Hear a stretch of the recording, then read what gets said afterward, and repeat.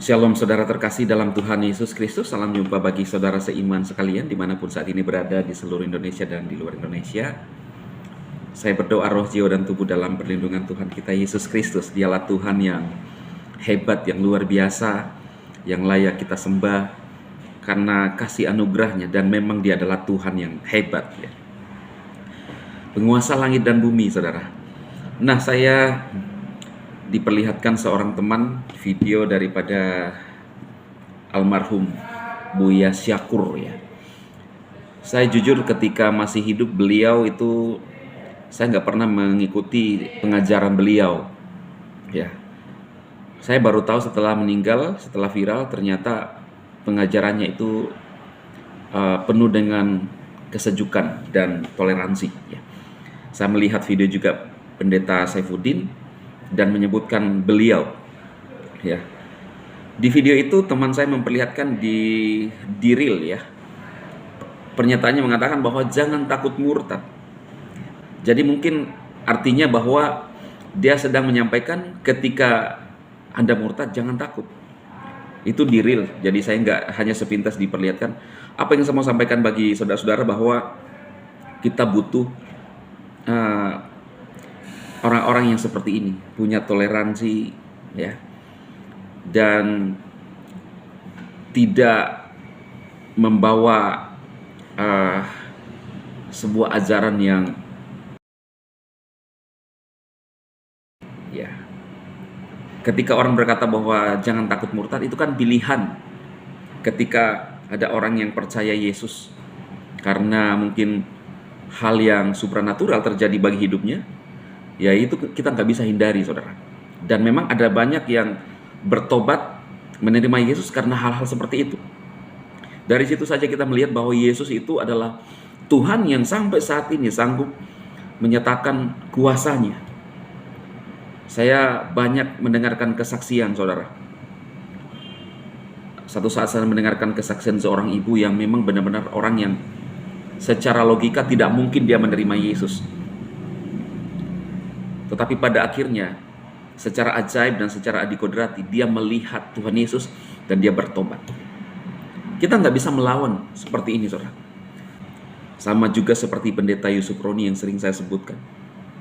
Saya mengikuti cerita beliau. Dulu ingin menghambat kekristenan di Indonesia pada zamannya. Apa yang terjadi? Dia mempelajari Alkitab supaya dia bisa menemukan kelemahannya. Tetapi ketika dia sampai pada kitab Yohanes, dia bertobat, saudaraku.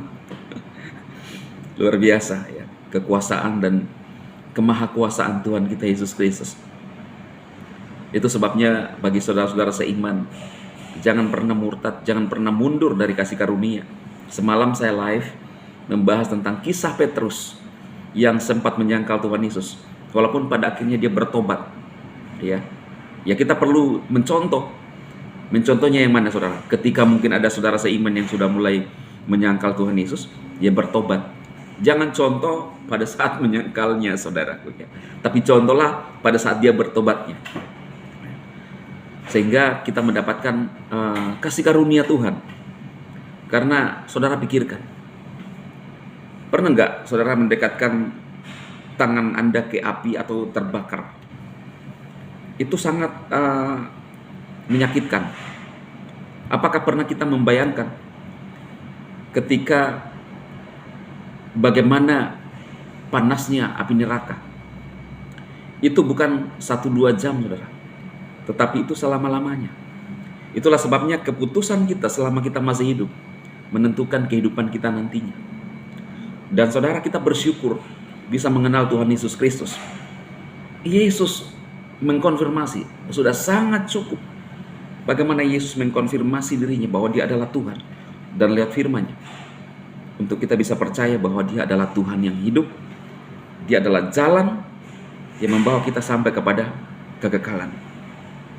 Biar apa yang saya sampaikan ini, saudara-saudaraku, membangun iman kita. Pesan-pesan singkat saya yang mengutip ayat Alkitab atau menyampaikan firman Tuhan, walaupun bukan khotbah formal, ya, tetapi kapan saja kita bisa menyampaikan firman Tuhan, apalagi era sekarang. Silakan saudara share kepada saudara-saudara kita yang lain. Mungkin tidak secara kebetulan ada orang yang mulai putus asa, mulai memilih dan berpikir meninggalkan Tuhan Yesus. Tapi pada saat dia melihat video ini, kembali dan sadar bahwa keselamatan hanya di dalam Tuhan Yesus Kristus. Kisah 4 ayat 12 sangat jelas, saudara. Keselamatan yang diberikan kepada manusia di bawah kolong langit ini hanya di dalam nama Yesus, tidak ada nama yang lain. Itu kesaksian murid-murid. Bukan Paulus punya kesaksian, saudara, tapi Petrus dan Yohanes. Ya, ada banyak orang yang mencela Paulus. Ya, katanya ajaran Paulus. Jangan lihat itunya, saudara. Bukan hanya Paulus yang bersaksi tentang Yesus Kristus, tetapi murid-murid yang lain. Bagaimana menceritakan siapa Yesus sebenarnya. Biar apa yang saya sampaikan ini menolong saudara, memberkati saudara, membuat kita kuat di dalam Tuhan Yesus. Tuhan memberkati. Amin.